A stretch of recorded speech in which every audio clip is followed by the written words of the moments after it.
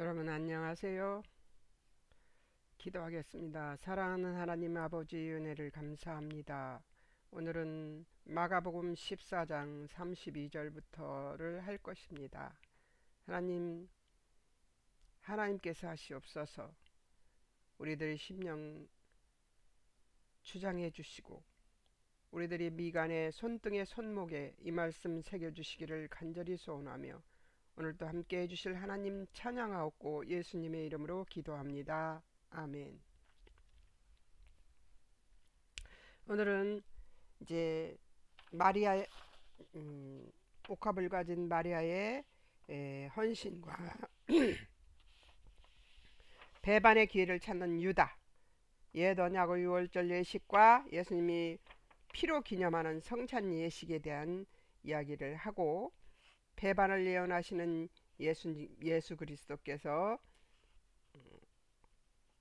베드로와 그 제자들에게 배반을 예언하시는데요. 베드로는 장담합니다. 그리고 모든 제자들도 똑같이 장담합니다. 그러나 모두 흩어져 버리고 베드로는 따라가서 3번이나 닭이 울기 전에 예수님을 부인하고 맙니다.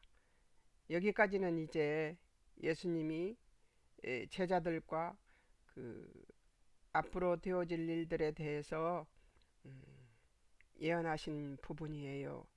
그리고 겟세마네 동산에서 이제 혼자 올라가셔서 기도하십니다. 겟세마네 동산에 올라가서 베드로와 야고보와 요한을 데리고 올라가셔서 예수님께서 기도를 하십니다.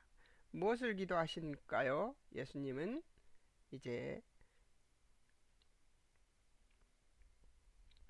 당신이 그 십자가에 죽으실 것을 알고 그것을 준비하시기 위해서 가십니다. 이전에 닭울기 전에 예수 그리스도가 그리스도를 3번이나 부인한 이야기는 제가 왜 여기다 갖다 집어넣느냐, 예수님이 부인할 것이라고 말씀하시는데 거기에 대한 베드로의 장담이 너무나 확실했고, 그리고 이걸 여기에다 집어넣어서 극명하게 대조시켜 보려고 거기다 66절에 나오는데 미리 갖다 집어넣었다는 얘기를 했습니다. 이제 32절에서 65절까지를 공부할 것입니다. 어디에서 기도를 하셨냐면 겟세마네라 하는 곳에서 이 기도를 하셨습니다. 누구를 데리고 갔느냐면 베드로와 야고보와 요한을 데리고 갔고, 그들에게 첫 번째로 부탁을 합니다. 나의 기도할 동안 너희는 여기 머물러 깨어 있으라 이러고. 근데 예수님 마음은 32절에서 뭐라고 얘기합니까? 예수님이 이렇게 얘기해요. 그들이 겟세마라는 곳에 이름에 예수께서 제자들에게 이르시되 내가 기도할 동안 너희는 여기 있으라, 앉아 있으라 하시고 베드로와 야고보와 요한을 데리고 가실새 심히 놀라시며 슬퍼하사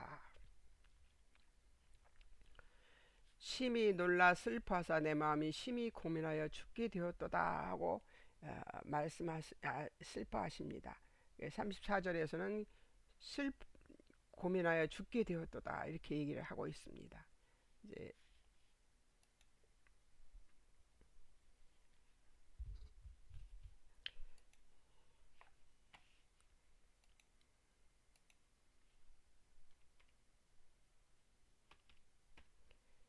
그리고 여기서는 이제 해도 진짜 제대로 공부를 해도 이렇게 30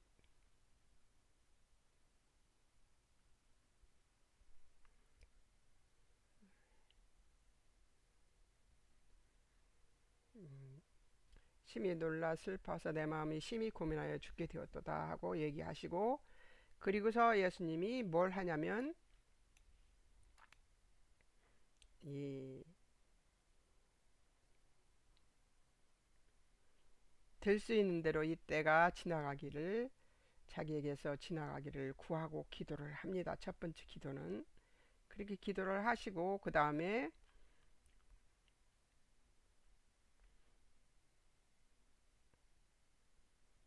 그런데 이제 저기 보면 그 마태복음을 보면은 이게 조금 다르게 나와요. 아바 아버지여 내용이 나오죠. 마태복음 26장 39절에는 아바 아버지여 아버지께는 모든 것이 가능하오니 이 잔을 내게서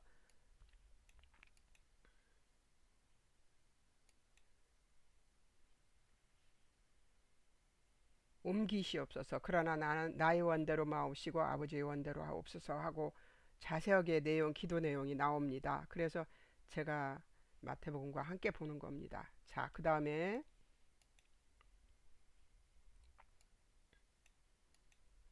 이제 중보를 또 부탁해요. 첫 번째 부탁은 뭐였어요? 나의 기도할 땅은 너희는 여기 머물러 깨어있으라 이렇게 기도를 부탁을 했는데요. 32절에서 34절에 보면 그런데 또 부탁합니다. 이 부탁 두 번째 부탁은 뭐냐면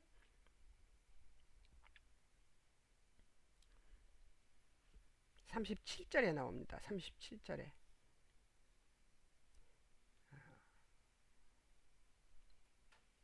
37절에 돌아오사 제자들이 자는 것을 보시고 베드로에게 말씀하시되 시몬아 자느냐 내가 한 시간도 깨어 있을 수 없더냐 이렇게 얘기를 하고 있습니다. 시험에 들지 않게 38절에서는 시험에 들지 않게 깨어 있어 기도하라. 마음에는 원이로되 육신이 약하도다.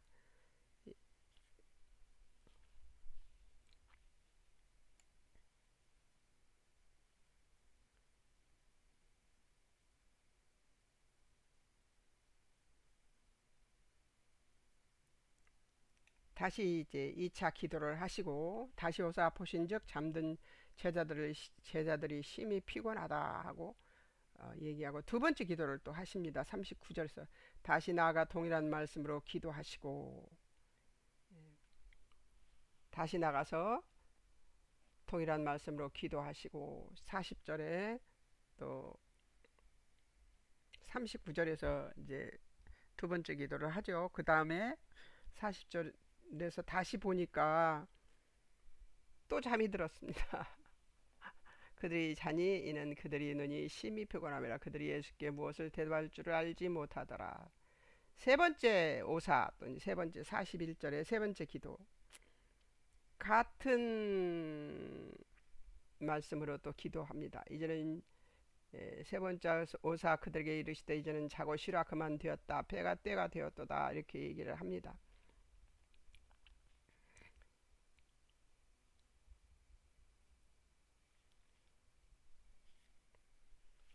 이제는 쉬고 자라 때가 왔다. 인자가 죄인의 손에 팔리리라 하고 얘기를 합니다. 일어나라 함께 가자 보라 나를 파는 자가 가까이 왔다 이렇게 얘기를 하고 있습니다.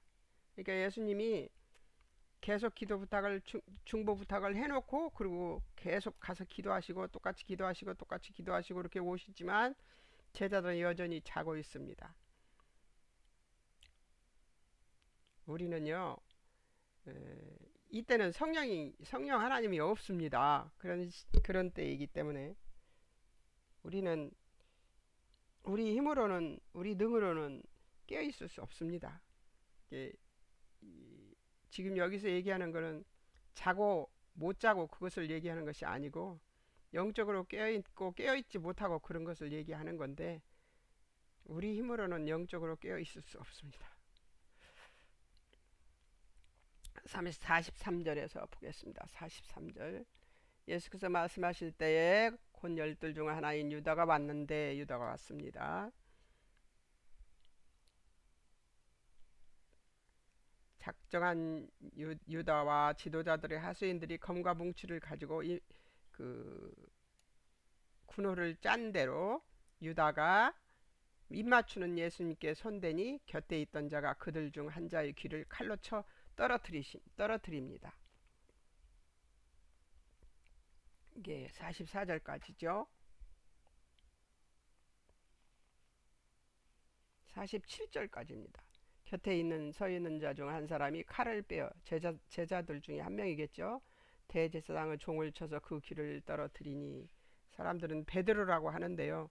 여기 베드로라고 나와 있지는 않습니다. 그러니까 누군지는 모르지만 성질이 급한 제자였겠죠.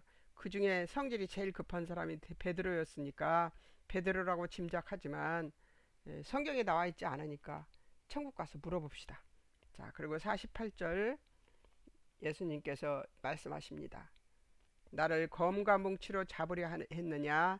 날마다 성전에서 가르치실 때 잡지 않았다 하시면서 성전에서 날마다 가르칠 때는 나를 잡지 않더니 그렇게 말씀하시고 여기에 내용이 빠졌네요. 제 표에는 뭐가 나왔냐면 성경을 이루려 함이니라 하시더라 이렇게 얘기를 합니다. 너네들이 나를 잡으러 온 것은 성경에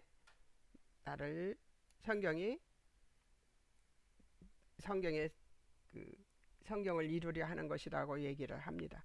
이걸 내가 왜 뺐는지 모르겠지만 다시 넣어드리겠습니다.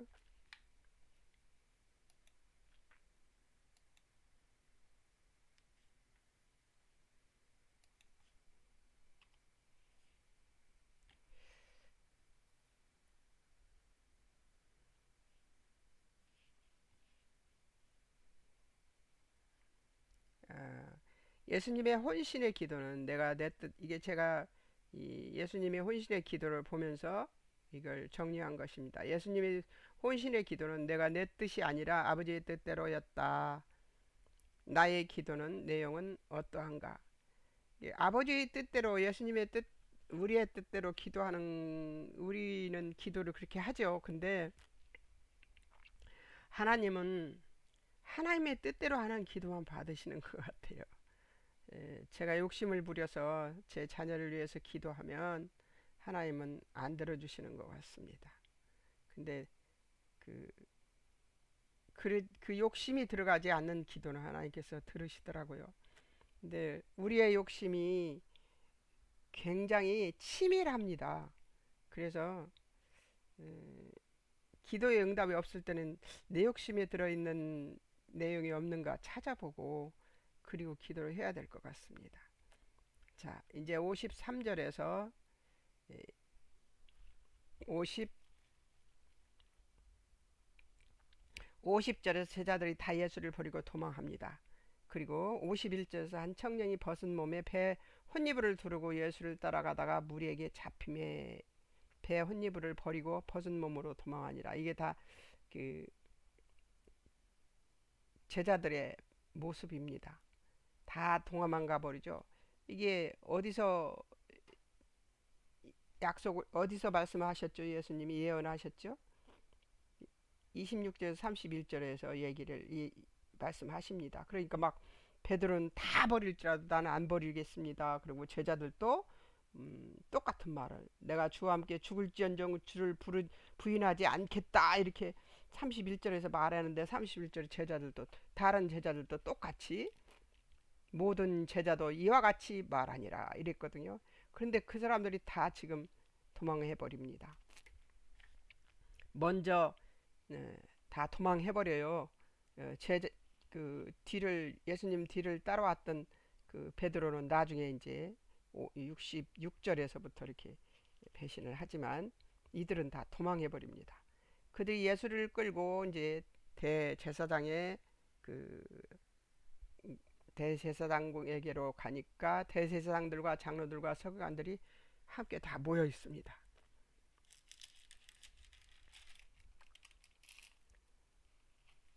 베드로가 예수를 멀찍이 따라 대제사장의 집들 안까지 들어가서 옛사람들과 함께 앉아 불을 쬐고 있습니다. 54절에서 그리고 55절에서 보면은 예수님 죽이려고 예수님 칠 증거를 찾되 없고 거짓 증거자가 많으나 서로 합하지 못하고 막 오합지졸이죠. 그죠?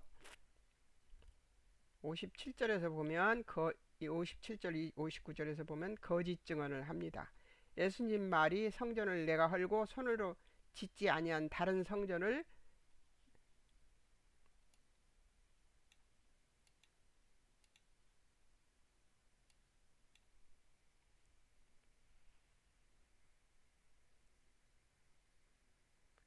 사흘에 지으리라 했다고 하나 그 증거도 서로 합하지 못했어요. 너무 재밌죠. 어설프고 또 서툴고 엉망진창으로 예수님을 고발하고 있습니다.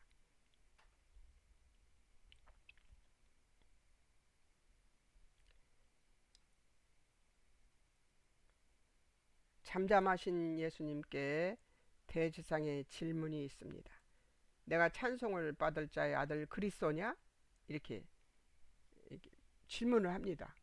네가 그 사람 그냐? 하고 질문을 합니다. 그러니까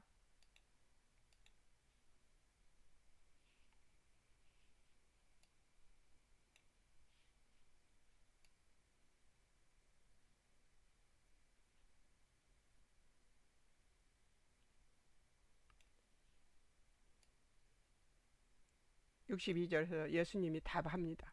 내가 크니라. 인자가 권능자의 우편에 앉은 것과 하늘 구름을 타고 오는 것을 너희가 보리라 하셨습니다. 예수님이 할 말만 하시죠. 63절 64절 대제사장이 옷을 찢어서 참남한 말을 들었다. 증인이 더 필요 없다. 이렇게 결론을 내려버립니다. 이런 신문이 어디 있습니까? 증인도 없고 이런 재판이 어디 있어요? 혹은 예수님에게 침을 뱉으며 어떤 또 다른 사람이겠죠. 예수님의 얼굴을 가리고 주먹으로 치며 가로되 선지자 노릇을 하라 하고 하속들이라는 건 종들이죠. 손바닥으로 치더라. 예수님을 때렸습니다. 예수님이 우리를 위해서 이렇게 침뱉음 받고 얼굴 가리고 주먹으로 치고 선지자 노릇하라고 놀리고 종들에게 손바닥으로 맞고 이러셨습니다.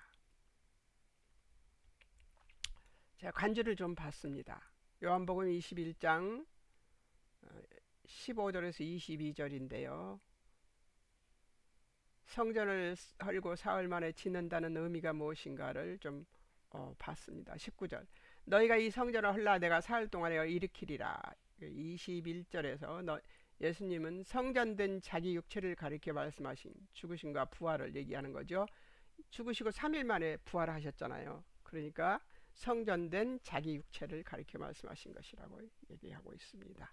22절에서 부활하신 후에야 이 말씀하신 것을 기억하고 성전과 예수님께서 하신 말씀을 믿었던 제자들입니다. 예수님 침묵에 대해 대제사장이 보인 반응의 이유 다니엘서 7장 9절에서 14절에 보면 13절을 보겠습니다. 인자 같으니 항상 계시니 앞에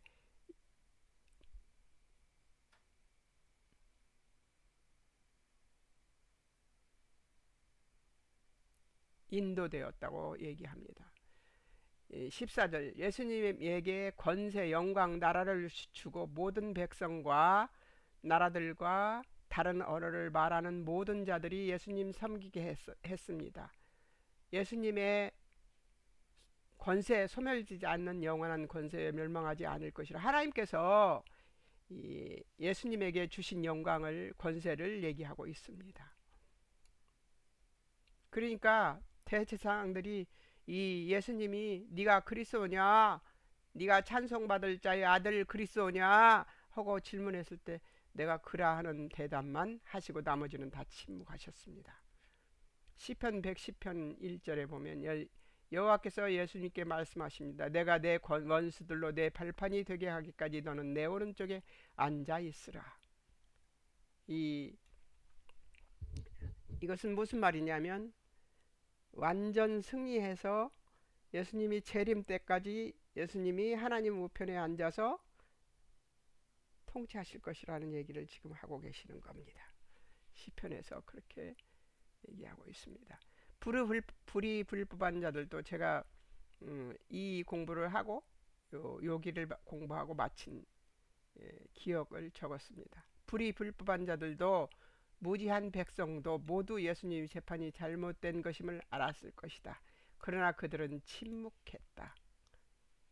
예수님의 재림에 대하여도 모두 다 알고 외치고 전해야 하지만 그래야 하는 걸 알면서도 지금 침묵한다.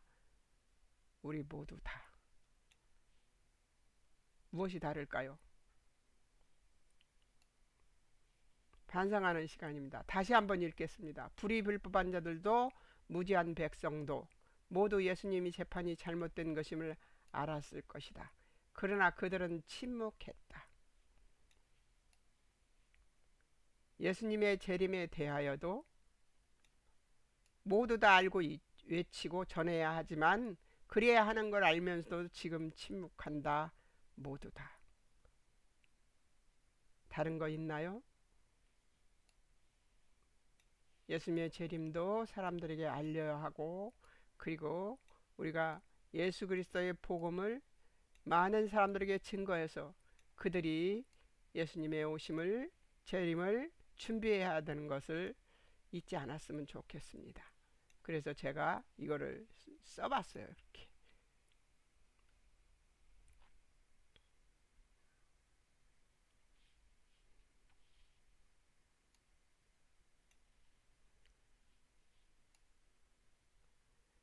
제가 이 14장을 공부하고 그리고 적용을 어떤 적용을 시켜볼까 하고 하다가 적용한 것이 이것입니다. 하나님의 뜻이요 이해되어지지 않더라도 순종하는가? 내 뜻이 하나님 뜻 같기를 위해 기도하는가? 예수 그리스도의 십자가의 구원이 완전하다는 것을 믿는 믿음이 굳건히 서 있는가? 예수님의 십자가의 구원이 완벽하다는 것을 믿는 믿음이 있는가 그 얘기입니다. 하나님의 뜻은 어떠해도 믿어야 해요. 어떠해도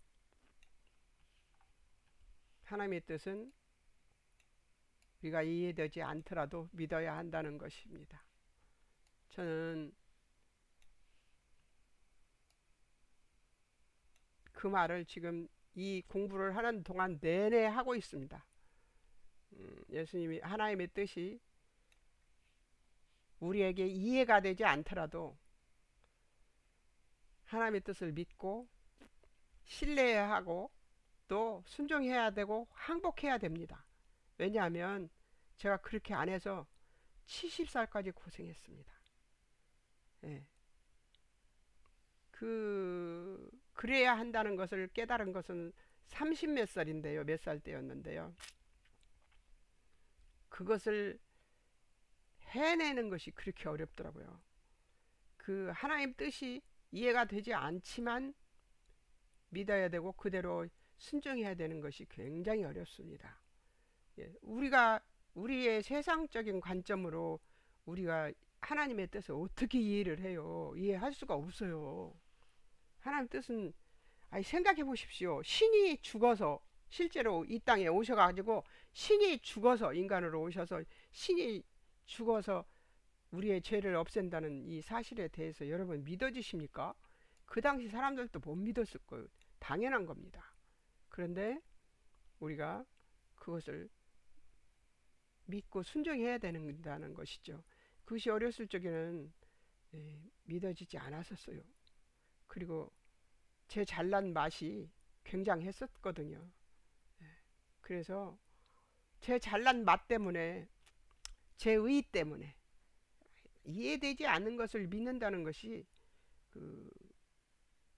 저한테는 그런 숙제가 없었어요. 근데 그런 사람이 있더라고요. 이해되지 않지만 믿고 따라가고 순종하고 하는 사람들이 있더라고요. 그런 사람들 보면요. 정말 인생이 순탄합니다. 여러분, 지금부터 인생이 순탄하고 싶습니까?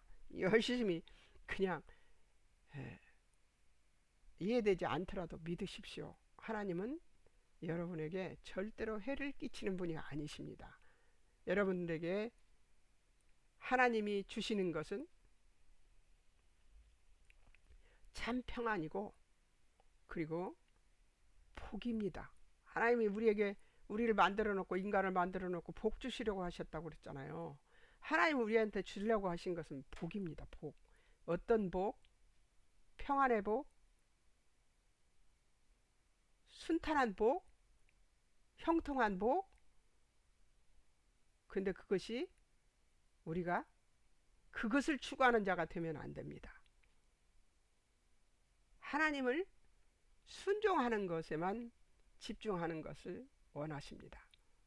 복을 추구하고 쫓아가면요, 절대로 복을 받을 수가 없습니다. 그게 하나님의 원리예요. 어떤 상황을 보고 그것을 쫓아가면, 그 결과를 쫓아가면 절대로 그 결과가 하나님 뜻에, 하나님이 주시는 평안과 복이 아닙니다. 목표가 하나님이 되어야 합니다. 우리의 기도의 목표도, 우리의 삶의 목표도 하나님이 되어야, 그래야 우리가 하나님이 주시는 진정한 평안을 누릴 수도 있고 형통함도 누릴 수 있고 복도 누릴 수 있습니다. 자, 잔소리 그만하고요. 이제 제가 공부하고 이 14장을 공부하고 얻은 것을 한번 말씀해 보도록 하겠습니다. 커다란 강물이 도도히 흘러가듯이 하나님의 경륜은 이 세상의 모든 세력의 방해가 상관이 없는 탁월하신 경륜이다. 이 하나님의 구원은 은혜 아래서 사는 우리가 하나님의 뜻이 이해되어지고 설득되어지지 않더라도 순종할 수 있는 것은 그리스도의 복음을 믿는 그리스도인에게도 오직 성령 하나님의 도우심으로만 되어진다는 것을 기억한다. 우리 힘으로 우리가 이해되지 않는 것을 순종할 수도 없고요. 우리에게 설득되어지지 않는 것을 순종할 수는 없습니다. 그런데 누구를 의지해서 그것을 할 수 있어요? 오직 성령 하나님의 의지해서 그 도우심으로 우리가 순종할 수 있고 항복할 수 있게 된다는 것이죠. 예수님은 하나님의 정해놓으신 유월절을 지키시면서 자신의 죽으심을 통하여 율법이 완성될 것을, 그래서 새로운 성찬 의식이 준비될 것을 최후의 만찬을 통해서 가르치시고, 예수님은 제자들이 예수님을 저버리게 될 사실을 알면서도 또 이해할 수 없는 하나님의 뜻에 순종할 기회를 주시고 계신다는 것이다. 유다는 예수님을 팔기로 기회를 쓰고 한 여인은 예수님의 장례를 준비하고 제들은 이 기회를 무지로 일관했음을 기억한다. 예수님 옆에 누가 있어요? 아무도 없습니다. 한 여인이 그 예수님을 위해서 기름 부어준 것 외에는 없습니다. 예수님은 주어진 기회를 자신의 뜻을 하나님 뜻에 맞춰 자신의 뜻이 아닌 하나님의 뜻대로 하심으로써 이해되어진 것만 순종하려는 우리에게 온전한 순종이 하나님 뜻이 이해되지 않더라도 순종해야 하는 것임을 알려주셨습니다. 예수님이 겟세마네 기도를 통해서 예수님도 이해되지 않는 것은 아니었을 거예요. 그러나 자신이 죄 없으신 예수님이 죄인이 되어서 죄를 뒤집어쓰고 십자가에서 죽으셔야 한다는 사실은 죄 없으신 예수님한테는 굉장히 이해되어지지 않는 일이었을 것입니다. 그럼에도 불구하고 예수님은 순종하셨습니다. 우리 또한 우리가 우리에게 이해되지 않더라도 왜 이 질창을 가야 되지? 이 골짜기를 들어가야 되지? 이 고난을 견뎌야 되지? 이런 것들이 이해되지 않습니다. 사실 저에게는 저희 질병이 그렇습니다. 그러나 이거를 제가 어떻게 할 수 없는 것이면 저는 넘어가야 된다고 생각이 들었고요. 그리고 이해되지는 않습니다. 제가 왜 이렇게 아파야 되는지를 이해되지는 않습니다만 어제도 지옥을 넘나들고 어젯밤 겨우 잠이 들어서 잠을 잘 수 있어서 오늘 방송을 할 수 있었습니다. 어저께는 하루 종일 지옥이었어요. 음, 그러나 이것도 다 넘어서야 되는 것이겠죠. 예. 이해되지 않더라도 순종하려는 것을 하는 것을 우리에게 겟세마네 기도를 통해서 우리에게 가르쳐 주시지 않았을까. 내 뜻대로 마옵시고 아버지 뜻대로 하옵소서. 예. 자, 예수님의 고난의 잔을 피하고 싶어 하셨던 것은 닥칠 십자가의 고난의 육신적인 고통이 아니라 선하시고 의로우사 온전히 거룩하신 예수님이 죄인이 되시는 것을 피하고 싶으셨던 것임을 우리는 기억해야 됩니다. 예수님 고난을 무서워한 게 아니었어요.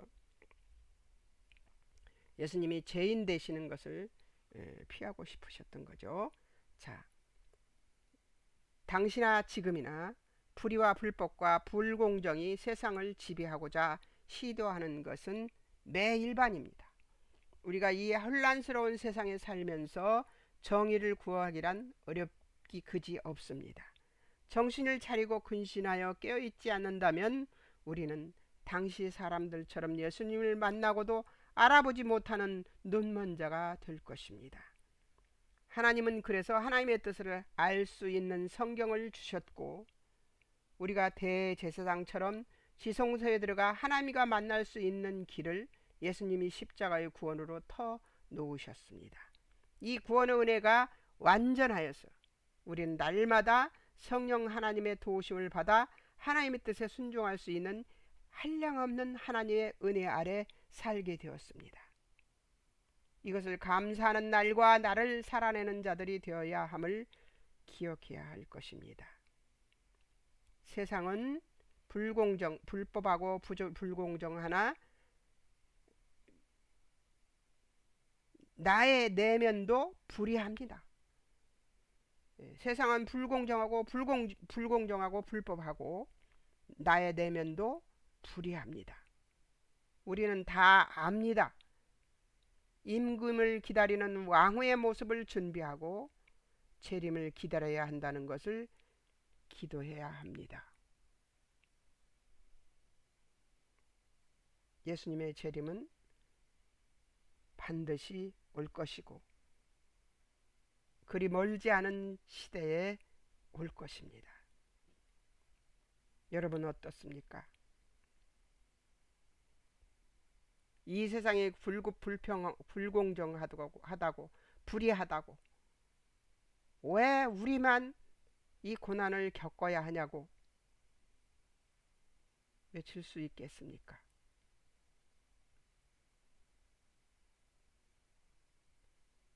성경이 2000전에 쓰였으니까 우리에게는 상관이 없다 이렇게 말할 수 있겠습니까? 하나님은 그때 사람들에게나 지금 우리에게나 공평하게 하나님을 알 은혜를 주셨습니다. 훨씬 더 우리가 유리하죠. 그러나 세상은 훨씬 더 불의합니다. 그래서 우리에게 훨씬 더 쉬운 방법으로 하나님을 알도록 성경책을 만들어 놓으셨습니다. 그래서 여러분 공부해야 합니다.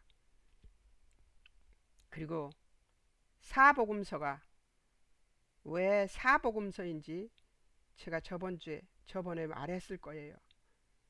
그래서 다음 성경 공부는